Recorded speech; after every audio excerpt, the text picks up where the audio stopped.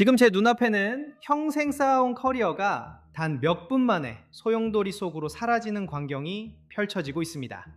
분노로 인해 목덜미까지 시뻘겋게 달아오른 본부장님의 거친 숨소리가 회의실을 가득 채우네요. 반면 마치 물에서 갓 건져 올린 종이장처럼 하얗게 질려 바들바들 떨고 있는 김 차장의 모습은 참 기묘한 대비를 이룹니다. 자, 이제부터 제가 어떻게 그 교활한 기생충 같은 인간의 인생을 법과 정의의 테두리 안에서 가장 처절하게 박살냈는지 들려드릴게요. 그 짜릿한 전말을 하나씩 공개하겠습니다. 저는 IT 솔루션 기업에서 5년째 기획자로 일하고 있는 평범한 대리입니다. 하지만 제 직장 생활은 결코 평범하지 않았죠. 제 바로 위 상사인 김 차장이라는 인간 때문이었습니다. 그는 입만 열면 회사에 대한 충성심을 늘어놓았습니다. 팀원들에 대한 애정이 넘치는 척 연기도 참 잘했죠. 하지만 실상은 남이 밤새워 만든 기획 안에서 이름표만 떼어내 자기 것으로 둔갑시키는 파렴치한 도둑이었습니다. 제가 반년 동안 주말도 반납하고 매달렸던 프로젝트가 있었습니다. 차세대 보안 플랫폼 프로젝트가 성공적으로 런칭되었을 때도 그는 주인공 행세를 했죠. 임원들 앞에서 마치 본인이 모든 아이디어를 내고 진두지휘한 것처럼 뻔뻔하게 연기했습니다. 그때 본부장님의 칭찬을 들으며 저를 비웃듯 바라보던 그 비열한 눈빛을 저는 아직도 잊지 못합니다. 사실 김 차장은 기술적인 실무 능력은 전혀 없는 사람이었습니다. 오로지 사내 정치와 압으로만 그 자리를 유지해온 인간이었죠. 회의 때마다 제 아이디어를 가로채는 것은 기본이었습니다. 은근슬쩍 저를 무능한 사람으로 몰아가는 가스라이팅은 날이 갈수록 심해졌네요. 제가 만든 보고서를 검토해주겠다며 가져가서는 오타 몇 개를 수정했습니다. 그러고는 본인의 이름으로 본부장님께 바로 발송하는 일이 일상이 되어버렸죠. 동료들도 이 사실을 모두 알고 있었습니다. 하지만 인사고과를 쥐고 흔드는 그의 권력 앞에 모두가 입을 닫고 눈치를 볼 뿐이었죠. 억울함에 잠 못 이루던 밤들이 차곡차곡 쌓여갔습니다. 제 안의 분노는 어느덧 차갑게 식은 복수의 칼날로 변해가고 있었습니다. 그날 이후 저는 결심했습니다. 단순히 화를 내거나 상부에 하소연하는 수준으로는 부족하다고 생각했죠. 그가 다시는 이 업계에 발을 붙이지 못하도록 완벽한 덫을 놓기로 마음먹었습니다.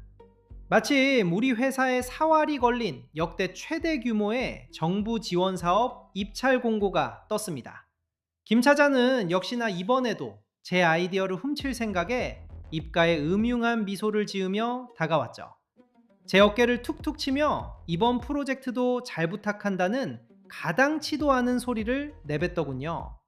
이번 일만 잘 되면 과장 승진은 따놓은 당상이라며 사탕 발림을 늘어놓았습니다.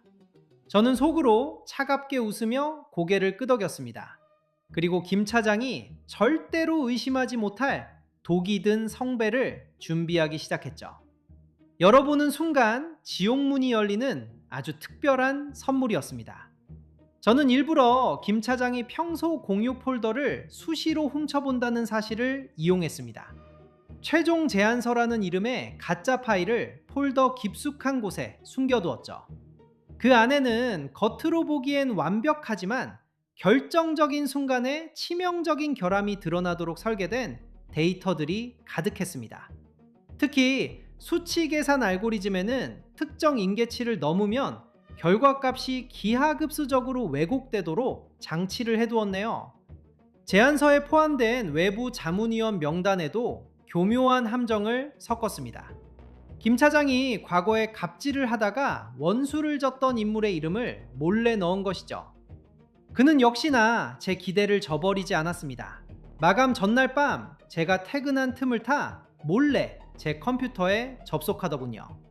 가짜 파일을 자신의 개인 드라이브로 옮기는 모습이 제가 미리 설치해둔 화면 녹화 프로그램에 고스란히 담겼습니다.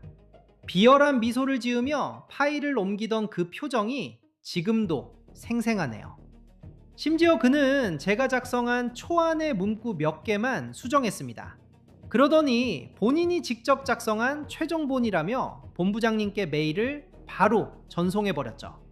그 메일을 전송하는 순간 그가 스스로 자신의 목에 밧줄을 걸었다는 사실을 그는 꿈에도 몰랐을 겁니다. 저는 떨리는 심장을 진정시키며 다음날 열릴 최종 프레젠테이션의 순간만을 기다렸습니다. 드디어 당일 아침이 밝았네요. 회의실 안의 공기는 얼음장처럼 차가웠고 무거운 침묵만이 감돌았습니다. 단상 위에 선 김 차장은 평소처럼 거드름을 피우며 첫 장을 넘겼죠. 그는 자신이 훔친 자료가 본인의 목을 조를 올감이라는 사실을 전혀 인지하지 못했습니다. 아주 유창하게 거짓말을 늘어놓기 시작하더군요. 하지만 발표가 시작된 지 채 5분도 지나지 않아 평가위원들의 표정이 딱딱하게 굳어지기 시작했습니다. 제가 설계해둔 첫 번째 함정인 기술적 데이터의 치명적인 모순이 드러난 것이죠. 겉보기에는 완벽한 도표와 그래프였지만 실제 수치를 대입하면 절대로 성립할 수 없는 허상의 결과값들이었습니다. 한 평가위원이 안경을 고쳤으며 날카로운 질문을 던졌습니다. 이 로직에 따르면 결과값이 마이너스가 나올 수가 없는데 왜 그래프는 하얀 곡선을 그리느냐는 지적이었죠. 김 차장의 얼굴에 순간 당혹감이 스쳤습니다. 그는 원천 기술에 대한 이해가 전혀 없었기에 그저 제가 적어둔 텍스트를 읽는 것에만 급급했거든요. 그는 당황한 기색을 감추려 헛기침을 하며 앞뒤가 맞지 않는 궤변을 늘어놓았습니다. 본부장님의 눈썹이 꿈틀거리기 시작했고 회의실 안에는 싸늘한 긴장감이 휘몰아쳤죠. 저는 구석자리에 앉아 그 광경을 조용히 지켜보며 차가운 커피를 한 모금 들이켰습니다. 입안 가득 퍼지는 쓴맛이 마치 곧 다가올 그의 비참한 미래처럼 느껴지더군요. 김 차장은 식은땀을 흘리며 다음 페이지로 급하게 넘겼지만 거기에는 더 큰 재앙이 기다리고 있었습니다. 거기에는 제가 심어둔 두 번째 함정인 저작권 관련 법적 지뢰가 기다리고 있었습니다. 제안서 중간에 삽입된 핵심 보안 알고리즘 소스코드는 사실 경쟁업체가 특허를 보유한 로직을 교묘하게 비튼 것이었죠. 만약 이대로 사업을 수주하게 된다면 우리 회사는 수십억 원대의 손해배상 소송에 휘말릴 수밖에 없었습니다. 업계에서 영구적으로 퇴출당할 수도 있는 아주 중대한 사안이었네요. 소스코드를 확인하던 기술심사관이 의자에서 몸을 일으켰습니다. 단호한 목소리로 발표를 중단시켰죠. 이건 명백한 표절이며 기술 도용에 의혹이 있다는 선언이 회의실에 울려 퍼졌습니다. 김 차장의 얼굴은 이제 하얗다 못해 창백하게 질려버렸습니다. 그는 마치 물에서 갓 건져 올린 종이장처럼 바들바들 떨며 본부장님을 쳐다보았네요. 하지만 본부장님의 눈빛은 이미 분노를 넘어 멸시에 가까운 차가움을 띠고 있었습니다.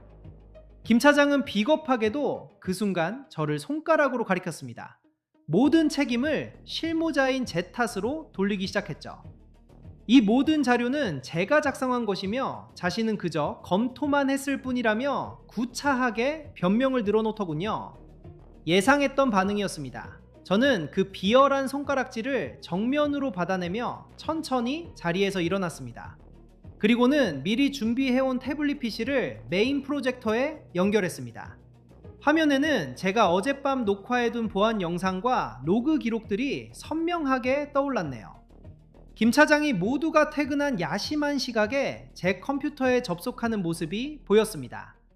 파일을 무단으로 복사하고 본인의 메일로 전송하는 전 과정이 타임라인별로 정리되어 나타났죠.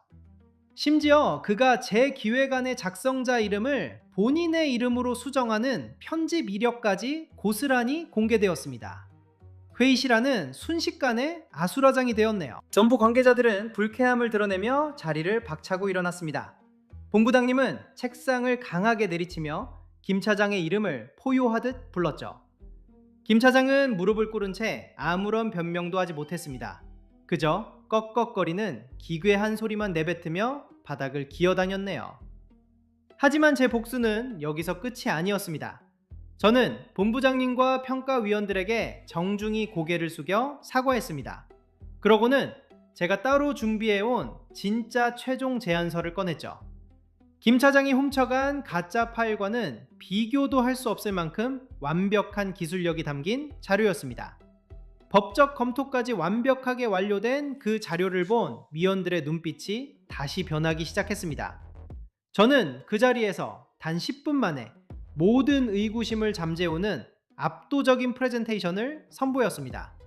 위원들의 표정은 다시 경이로움으로 바뀌었죠. 본부장님의 눈에는 뒤늦은 후회와 저에 대한 강한 신뢰가 동시에 교차했습니다. 결국 사업은 성공적으로 수주되었습니다. 하지만 그 영광의 자리에서 김 차장의 이름은 영원히 지워졌습니다. 그는 그날부로 대기 발령 조치를 받았네요. 며칠 뒤 열린 징계위원회에서 김 차장의 해고가 최종 결정되었습니다. 회사는 무단 정보 유출과 업무 방해, 그리고 저작권법 위반 혐의로 그를 정식 고소하기로 했죠. 평생 쌓아온 경력은커녕 이제는 차가운 감옥에 갈 걱정을 해야 하는 처지가 된 겁니다. 짐을 싸서 나가는 그의 뒷모습은 그 어느 때보다 작고 초라해 보였네요. 그는 마지막까지 제 바짓가랑이를 붙잡으며 한 번만 살려달라며 비굴하게 매달렸습니다. 하지만 저는 그저 그의 손을 차갑게 뿌리치며 귓속말을 해주었죠. 남의 인생을 가로채려 했다면 본인의 인생 정도는 걸었어야 했다고 말입니다.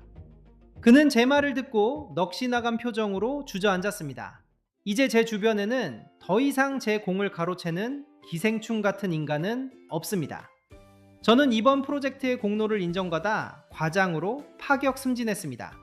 팀원들의 진심 어린 축하와 존경을 받으며 제 능력을 마음껏 펼치고 있죠. 가끔 복도에서 김 차장이 노동청을 들락날락하며 구차하게 변명을 늘어놓는다는 소문을 듣곤 합니다. 하지만 저와는 이제 상관없는 머나먼 세상의 이야기일 뿐입니다. 인과응보라는 말은 결코 고리타분한 옛말이 아닙니다. 타인의 노력과 눈물을 가벼이 여기는 자들에게는 반드시 그에 합당한 대가가 따르기 마련이니까요. 오늘도 제 책상 위에는 새로운 기획안이 놓여 있습니다. 이제는 누구의 눈치도 보지 않고 제 이름을 당당히 새겨 넣을 수 있게 되었네요. 정의는 결국 승리한다는 사실을 저는 이번 기회에 뼈저리게 깨달았습니다. 여러분 주변에도 이런 빌런이 있나요? 댓글로 남겨주시면 대신 복수해드리는 영상을 만들어드립니다. 지금까지 사이다 필름이었습니다. 시청해주셔서 감사합니다.